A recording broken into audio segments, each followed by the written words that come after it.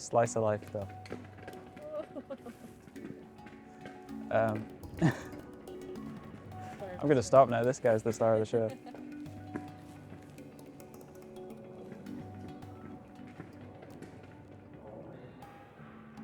Very loud ball, eh? Here at Crow Hill, we're drawn to music that is shaped by place. We believe sound is formed as much by setting as by composition, molded by cultural context, what surrounds you, and where you're placed in time. I'm Theo, a composer and songwriter, and with Crow Hill, I visited a near and dear place, Paris. Paris's musical heritage is always a source of inspiration for me. Shaped by rebellion as much as refinement, it has long been a city of sonic and artistic contrasts. While a budding composer in my teens, I was introduced to romanticists such as Chopin, impressionists like Ravel and Debussy, and modernists such as Boulez. Each of these figures left an indelible mark on me, but what also struck me was their deep connection to Paris itself. It was a living, breathing influence on their creative lives. As with every episode of this series, my primary wish is to delve deeper. By exploring the composers themselves, I aim to understand why Paris held such a powerful appeal for artists whose styles and temperaments were so different and whose work stretched across generations. Welcome to Adventures in Sound.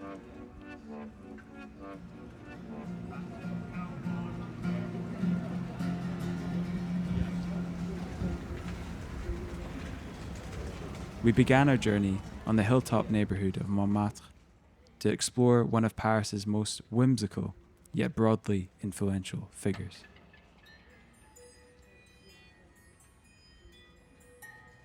Here I am just off 6 Rue Courtauld, right in the heart of Montmartre. Over a century ago, this was home to one of music's most eccentric and quietly revolutionary figures, Erik Satie. Satie lived here from 1890 to 1898 during a period which many call his Bohemian Montmartre years. At this time, the neighbourhood was a hub of creativity. Loads of artists, poets, and cabaret performers flocked here for the cheap rent and to immerse themselves in the cultural scene. Satie fit right in. In fact, he worked just up the hill at the Chat Noir Cabaret, where he played piano and mingled with symbolist poets. But Satie was never quite like anyone else. He walked around in identical grey velvet suits, 7 of them, and carried a hammer in case he needed self-defense. He referred to himself as a gymnopédiste, which is a term he essentially invented. This period at Rue Courtauld is where Satie wrote some of his most famous pieces, including the Nocienne,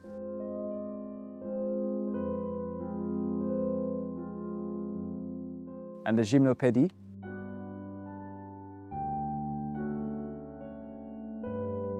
These works were radically simple in a time where classical music was drowning in heavy ornamentation.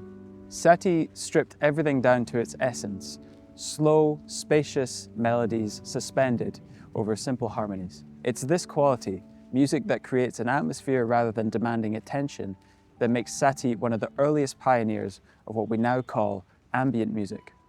Long before Brian Eno coined the term, Satie was imagining music that was more part of an environment than a spectacle. He coined a concept called furniture music, which is music that's meant to blend into the background and be a part of life rather than a performance. Brian Eno, credited with defining the modern ambient genre, explicitly cited Satie as a precursor. You can hear Satie's influence in the slow tempos, repeating patterns and structures of minimalist composers like Steve Reich and Philip Glass, as well as modern ambient composers like Aphex Twin and neoclassical composers such as Olafur Arnalds and Nils Frahm.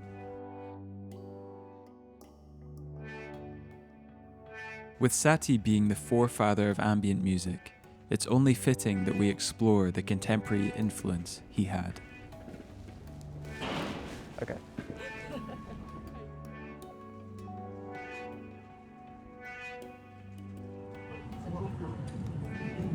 in Paris. All the pastry shops in the world, and he's in a fucking.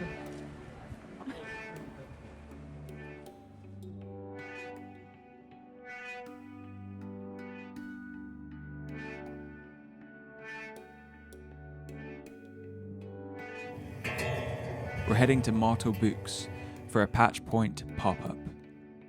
Patch Point is a part synth retailer, part hands-on playground, and part learning hub for electronic musicians. It is deeply rooted in experimentation and education, inviting visitors to actively engage with the gear they showcase. I can't help but notice the striking and unique instruments on Darren's table. A few of them being Siet Lombards, which are a family of wooden encased, experimental electronic instruments created by instrument designer Peter Blasser. Rather than following traditional keyboard layouts, they invite intuitive, tactile interaction. I asked Darren if he could walk us through what they are capable of. Grab all the knobs. So now you can hear it's much quicker, so it's a multi-tap delay. That's kind of the way that you can. This one is going through a filter.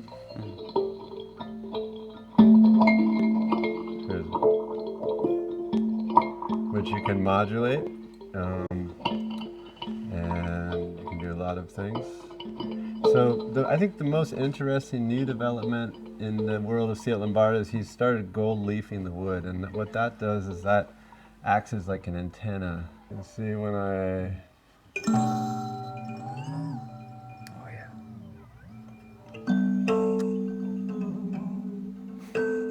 you have this, he added these basically added these gestural controllers to the instrument, which is super nice. And you can do those, like a very simple thing I really like to do is just put it into the reverse.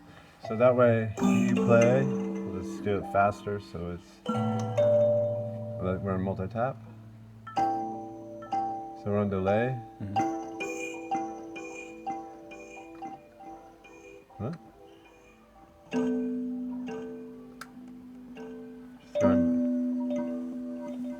You hear it going backwards? Wow. So it's like a fun way to control the parameters. It's also very smooth. Funny thing I didn't like about it right away was I didn't not like it, but it's funny, like when you push the button, you're always infecting the controllers, so you kind of got to work those into your So it loops when you press the button? Yeah, so when these orange lights are on, that means that it's saving it, freezing it forever. Right. And then you can crank the volume or lower the volume like a mixer. And then that's a good point to go through and show. So basically you have like VCAs on the effects and you have VCAs on the input. So if I grabbed a cable, I could take a VCA. The center section is kind of it's 5 oscillators and they can be linked together. So here, I'll just use it as a basic kind of tremolo effect. Yeah. And they're inverted, and it's hard to hear when you're just changing between each other. But if you took, for example, like sound on the other side, or just freeze anything.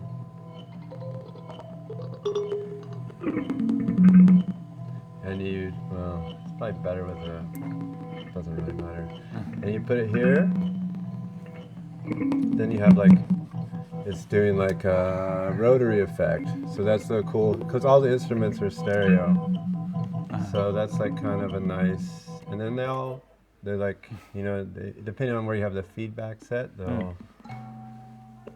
So if someone had this instrument, how would one like get used to these parameters? Because I've noticed there's no like labeling at all.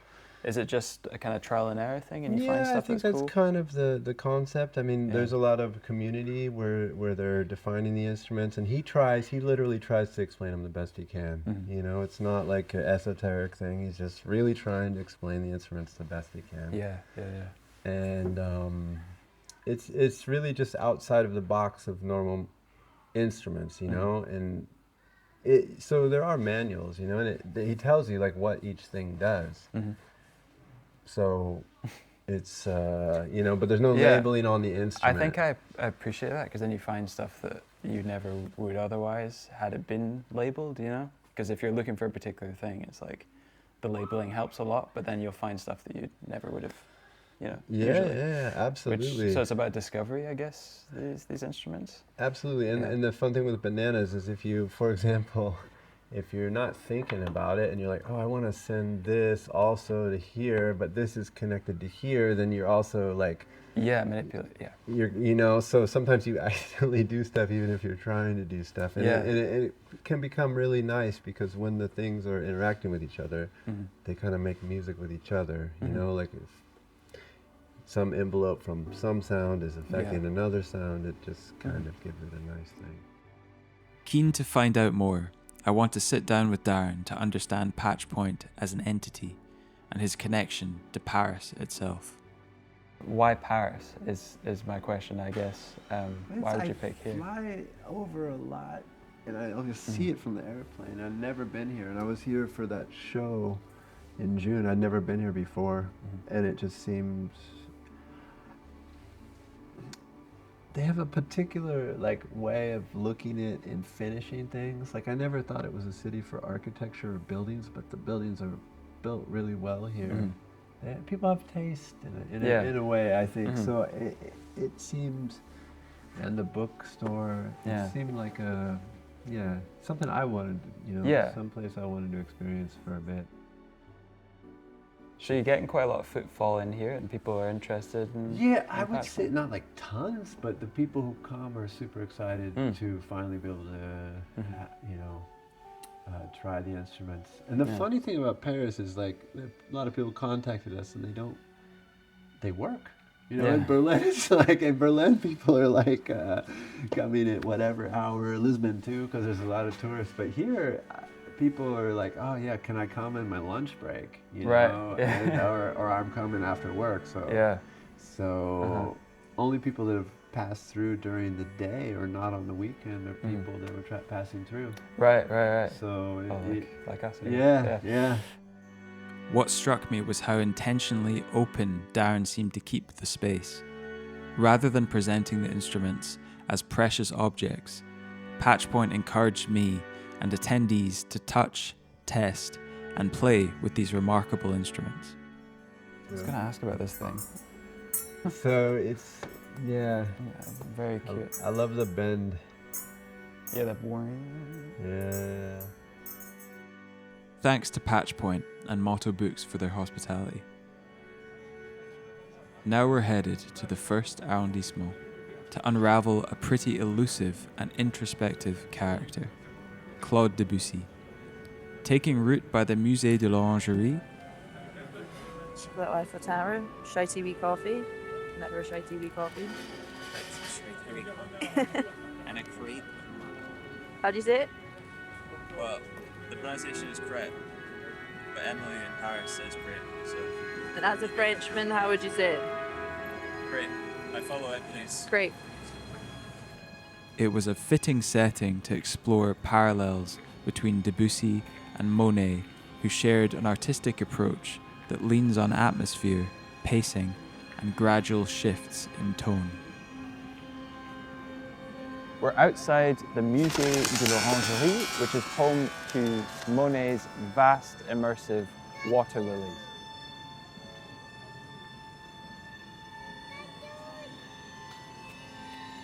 This is a fitting backdrop to talk about how Impressionism didn't just change visual art, but also changed the possibilities of music as well.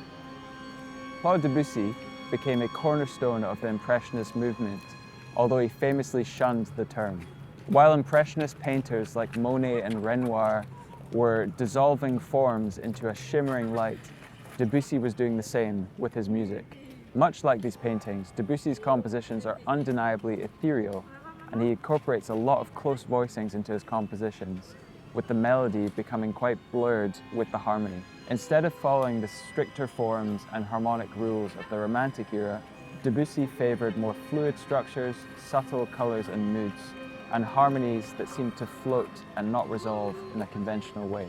He disliked the dominance at the time of Germanic musical forms, and once quipped that Beethoven's symphonies were too heavy to float.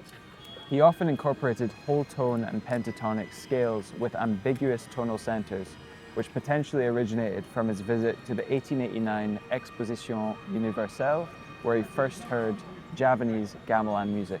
He later said Western harmony suddenly felt too engineered compared to the circular, shimmering sound of the gongs.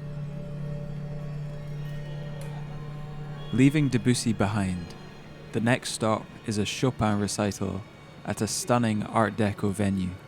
Renowned for its exceptional acoustics, the space is crafted like a violin's resonant body, providing an ideal setting for his music. Grounded in Romanticist ideals, Chopin symbolizes a return to the piano as a direct, expressive instrument.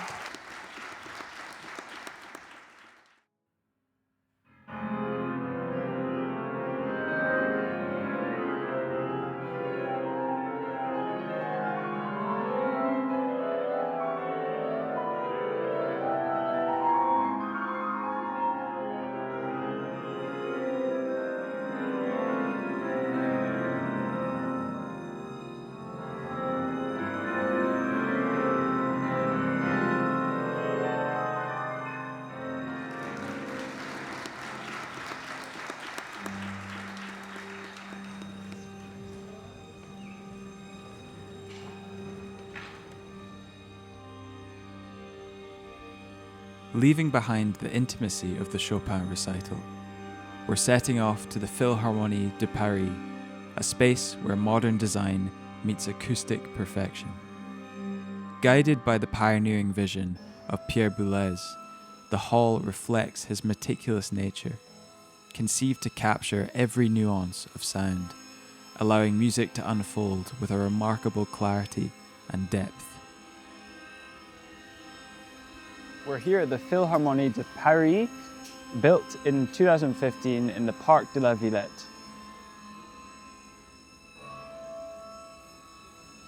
It was conceived as a major cultural project to expand the Cité de la Musique and provide Paris with a world-class symphonic venue. Its largest hall, designed by architect Jean Nouvel, is named the Grande Salle Pierre Boulez, which reflects the association's deep connection with this composer and conductor. Boulez's musical language is defined by structural rigor, sonic innovation, and the rejection of traditional music conventions. He reacted strongly against musical traditions he deemed arbitrary, stylistically stagnant, and overly sentimental. He famously dismissed many 19th century romanticists and even some early modernists as insufficiently radical. This is in stark contrast to Paris romanticists such as Chopin, who valued elegance, emotional nuance, and the ideal of personal expression. Boulez sought to dismantle this through structure, serialism, and abstraction, and a detachment from popular taste.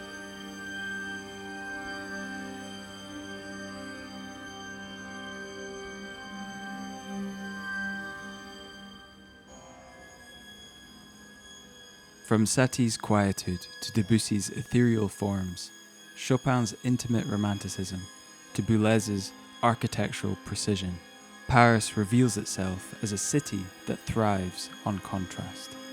It has shown me that a city and a creative life is richest when it embraces these polarities.